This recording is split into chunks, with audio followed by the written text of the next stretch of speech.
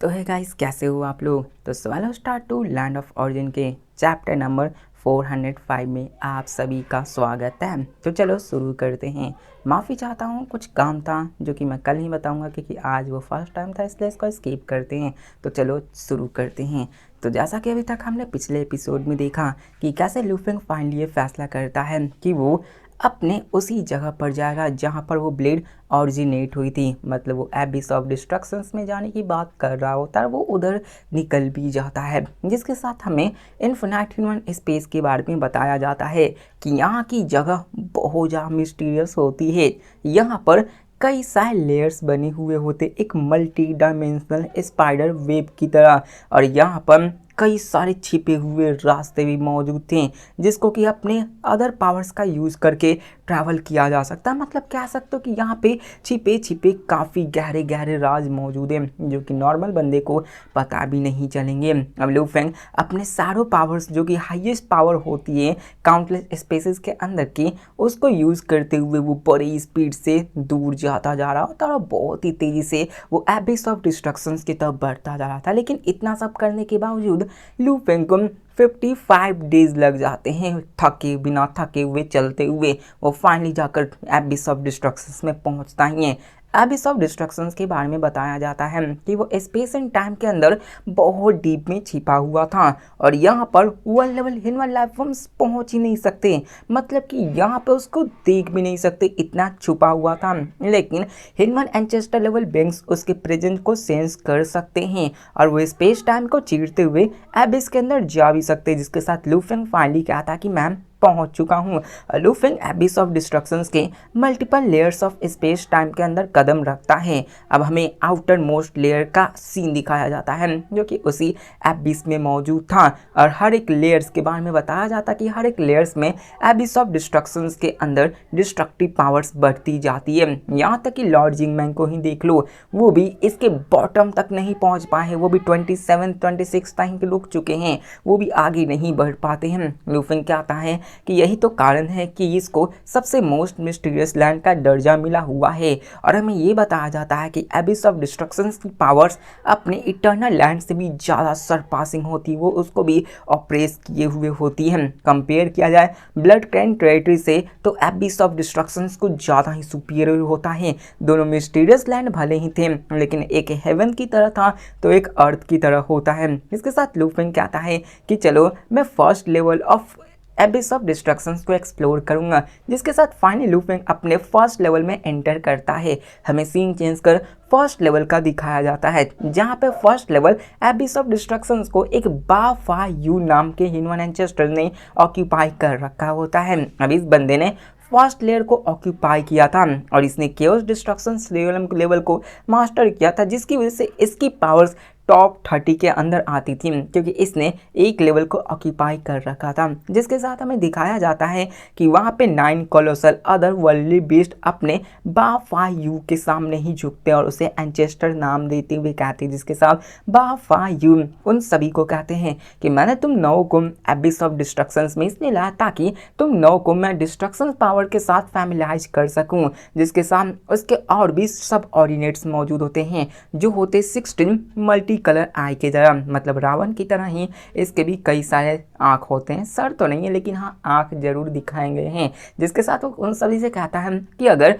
तुमने इन सभी को मास्टर कर लिया तो तुम अपने डिस्ट्रक्टिव पावर को एडवांस कर सकते हो और हो सकता है कि तुम ह्यूमन एंसेस्टर लेवल तक भी जा सकते हो। जिसके साथ वहाँ पे बाफायू कहता है कि हमारे बाफा क्लैन के अंदर सिर्फ 2 ही ह्यूमन एंसेस्टर्स अभी तक आए हुए हैं और हम लोग कुछ ज़्यादा ही वीक हैं। जिसके साथ 9 world level human life forms काफ़ी एम्बिशंस को शेयर करते हैं और वो एडवांस करने की सोच रहे होते हैं। जिसके साथ बाफायू कहता है कि रेस्ट अश्योर करो और वो कहता है कि मैं तुम्हारे लिए रियलम इनवॉय को प्रिपेयर करता हूँ ताकि तुम उनसे फाइट करके अपने लिए एक्सपीरियंस को गेन कर सको। अब रियलम इनवॉय क्या है वो तो आगे पता चलेगा जब लूफेंग का उसका सामना होगा। जिसके साथ वो कहता है कि रियलम इन्वॉय तुम्हारे सर्वाइवल को देखेगी, तो इसलिए आगे बढ़ो और अपने डिस्ट्रक्शन ऑफ पावर्स के अंदर पूरी तरह से डूब जाओ, जिसके साथ वो 9 world level human life forms वहाँ पे एंसेस्टर्स को शुक्रिया अदा कहते हैं और निकल जाते हैं। वहाँ पे दिखाया जाता है कि बाफायू भी अपने रियलम इन्वॉय को बुला लेता ताकि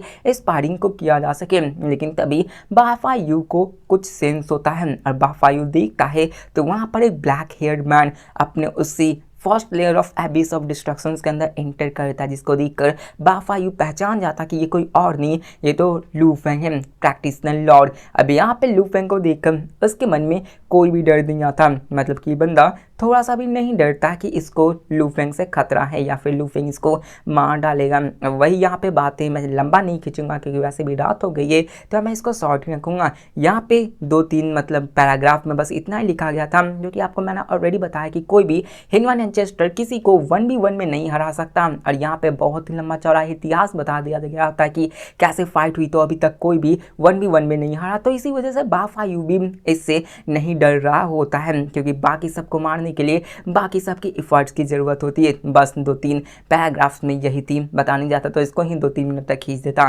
जिसके साथ यहाँ पे वो बंदा वहीं पे था, बंदे की पावर्स थी तो इसके पास सर्वाइबिलिटी एबिलिटी भी अच्छी थी, इसने फर्स्ट लेवल को मास्टर कर रखा था, जिसकी वजह से इसके पास भी डिस्ट्रक्शंस पावर थी और इसके पास भी लाइफ कोर्स थी, जिसकी वजह से इसको भी अच्छा खासा डिफेंसिव पावर्स होता है। जिसके साथ यहाँ पे बाफायू लू फेंग के पास जाता है और कहता है लॉर्ड लुओफेंग। अब Lord Luofeng first level of chaos destructions realm में एंटर कर चुका होता है।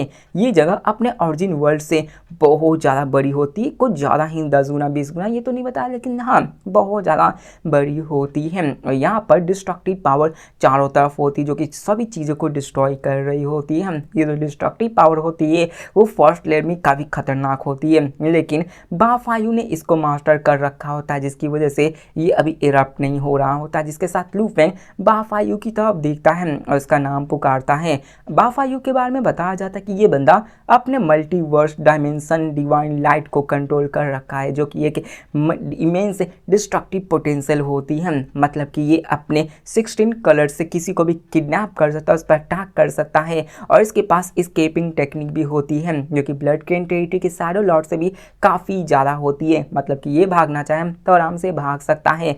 लू फेंग की बात करें तो लू फेंग अभी शैडो फोर्स को ही यूज़ करता है, उसे स्पीड बढ़ाता है, लेकिन बाफायू की टेक्निक अपने लू फेंग के शैडो फोर्स से भी ज़्यादा होती है, भागने के मुताबिक में, न कि लड़ने के मुताबिक में। जिसके साथ बाफायू लू फेंग से पूछता है कि क्या आप first level chaos destruction realm को क्लेम करने के लिए आए हुए हैं? अगर आप ऐसा करना चाहते हो तो मैं अपनी पोजीशन आपको सौंप दूंगा। अब ये बंदा डरता तो नहीं था, लेकिन इसको अपनी खुद की लिमिट पता थी। उसे पता था कि लू फेंग ने फोर्सफुली ब्रेक थ्रू भी किया था और साथ में इसने तीनों ब्लड क्रेन टेरिटरी लॉर्ड्स को उसके घर में घुस के उन सब के डिफेंसेस को तोड़ के उसके टेरिटरी को ही रिफाइन कर लिया था। अगर बाफा अकेला ही क्यों ना हो, भले ही लू फेंग उसको मार न जाए पूरी तरह से, लेकिन फिर भी लू फेंग के पास इतनी पावर्स है कि वो उसको क्रश करके रख सकता है और अपनी लाइफ मार्क को उसके ऊपर इम्प्रिंट कर सकता है, मतलब फर्स्ट लेयर के अंदर उसका आसान से मास्टर बन सकता है। जिसके साथ लू फेंग रिप्लाई करते हुए कहता है कि चिंता मत करो, मुझे तुम्हारी इस फर्स्ट लेयर के अंदर कोई भी इंटरेस्ट नहीं है, मुझे वैसे भी नहीं चाहिए,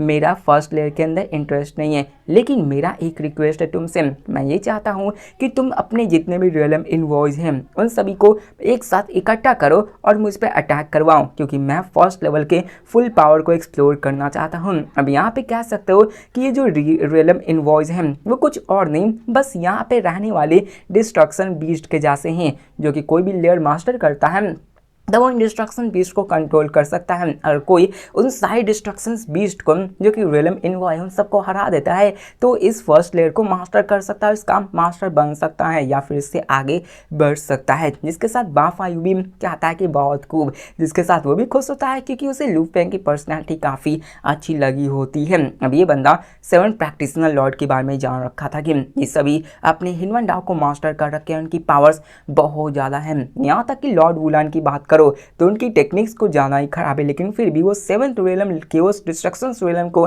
क्लेम करके बैठा हुआ है। आखिरकार लू फेंग फर्स्ट लेवल में कैसे बैठ सकता है? और यहाँ पर बाफायू के लिए तो यार बहुत ही अच्छी बात है कि लू फेंग आया, क्योंकि लू फेंग के लिए फर्स्ट लेवल कुछ भी नहीं है, वो यहाँ पर टेस्ट करने के लिए आया हुआ है। इसके साथ बाफायू लूफेंग को वार्न करते हुए कहा था कि लॉर्ड लूफेंग मैं सारे रियलम इनवॉइस को अटैक करने के लिए आप पे बोलूंगा, तो इसलिए आप केयरफुल है ना। इसके साथ लूफेंग हामी भरता और कहता है थैंक यू। जिसके साथ हमें सीन चेंज कर 9 world level human life form को दिखाया जाता है जो कि एक सिंगल रियलम इनवॉइस से फाइट कर रहे थे और उन्होंने अपने बैटल को खत्म भी कर दिया बस इतने ही देरी में, और वो बहुत ही बुरी तरीके से हारे होते हैं, लेकिन वो भी लूफेंग के अराइवल को सेंस कर लेते हैं। जिसके साथ बाफायू अपने लूफेंग को वार्न करते हुए कहता है कि जो first level chaos destructions realm है उसके अंदर टोटल में 3000 रियलम इनवॉइस मौजूद हैं और हर एक रियलम इनवॉइस एक इमॉर्टल बीइंग है। जिसके साथ वो जैसे ही बोलता है सारे रियलम इनवॉइस जो कि उसने 9 world level human life form से फाइट करने के लिए भेजे थे वो सभी लूफेंग की तरफ आगे बढ़ने लगते हैं। वो सभी बहुत ही स्पीड से बढ़ रहे होते हैं और सभी लूफेंग के ऊपर अटैक कर देते हैं और एक डेंस मतलब बादल की घेरे जैसे हो चुकी होती है। उनकी पावर बहुत ही टेरिफाइंग होती है, डिस्ट्रक्टिव पावर, तो चारों तरफ डिस्ट्रक्शंस हो रहे होते हैं।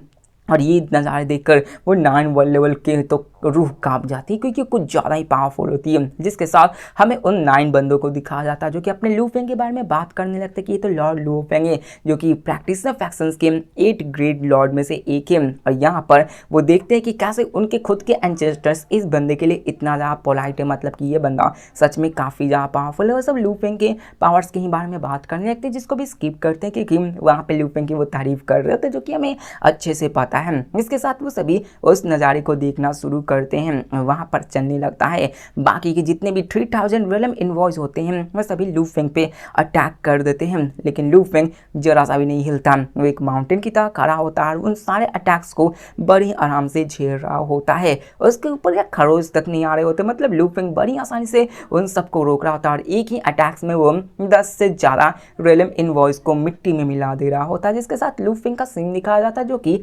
आसमान में खड़ा होता है अपने वॉइड सेवरिंग ब्लेड को लेकर। एक सिंगल स्लैश में उसके अंदर से कई सारे लाइट्स निकलते हैं और कई सारे रियलम इनवॉइस खत्म हो जाते हैं। अब ये सारे एनिलेटेड रियलम इनवॉइस वो सभी अपने आप को फिर से बना लेते हैं, मतलब कि वो फिर से रिकंस्ट्रक्ट करके, क्योंकि वो इमॉर्टल थे तो वो मरने वाले तो है नहीं। जिसके साथ वो फिर से अपने लूफेंग पर अटैक करते हैं और यहाँ पर उन सबकी पावर्स अकेले में कम थी, लेकिन जैसे ही वहाँ पे 3000 एक साथ मिलकर लूफेंग पर अटैक करते तो उनकी कंबाइंड फोर्स बहुत ज़्यादा हो जाती है। और ये सभी एक क्लियरिंग एक केओस डिस्ट्रक्शंस रियलम के नाम से भी जाना जाता है। मतलब वही कि यहाँ पे अगर आपने इन सबको हरा दिया, कैसे हराएंगे वो तो लूफेंग देखेगा, और अगर इसको हरा दिया तो आप अपने फर्स्ट रियलम में अपने लाइफ इम्प्रिंट को मार करके इसको अपना नौकर बना सकते हैं, मतलब कि इसका मास्टर बन सकते हैं। वही है, अब यहाँ पे अगर इसका मास्टर बनना है तो लूफेंग को इसको हराना ही है। अब लॉर्ड जिंगमैंग भी 28 रियलम क्लॉस डिस्ट्रक्शन रियलम में फेल हो चुकी थी। जिसके साथ हमें दिखाया जाता है कि एक रियलम बीइंग अपने लूफेंग पर अटैक करता है, लेकिन कुछ नहीं होता। लूफेंग के ऊपर एनर्जी की प्रोटेक्शंस मौजूद थी जो कि उन सारे अटैक से बड़ी आसानी से बचा रहे होते हैं। एक एक करके सारे रियलम इनवॉइस अपने लूफेंग पे अटैक करना शुरू कर देते हैं, लेकिन लूफेंग के पास ब्लड वाली सी वाली पावर्स थी जिसकी वजह से लूफेंग अपने आप को कुछ ज़्यादा ही टेरिफाइंग डिफेंस में रख पा रहा होता है। सभी एक साथ मिलकर अटैक करते हैं, लेकिन लूफेंग के ऊपर स्क्रैच से ज़्यादा कुछ नहीं होती। लेकिन लूफेंग यहाँ पे क्या करता है, लूफेंग उन सबको आराम से सह रहा होता है और यहाँ पे लूफेंग ज्ञानी बाबा बनके वहाँ पे उन सारे अटैक्स को स्टडी करना शुरू करता है। लूफेंग ये समझता है कि कैसे इन रियलम इनवॉइस की पावर्स के अंदर थोड़ी सी ही केओस डिस्ट्रक्शंस रियलम की पावर्स है, लेकिन जब ये कंबाइन करती हैं तो ये पूरी की पूरी फुल स्कोप डिस्ट्रक्टिव पावर्स को शोकेस करती हैं और इनकी कलेक्टिव पावर्स कुछ ज़्यादा ही खतरनाक होती हैं। और इनकी कलेक्टिव पावर्स को सेवरेंस या फिर रिफ्ट के नाम से भी जाना जाता है। एक डिस्ट्रक्टिव पावर जो कि एक सुप्रीम लेवल पावर होती है जो कि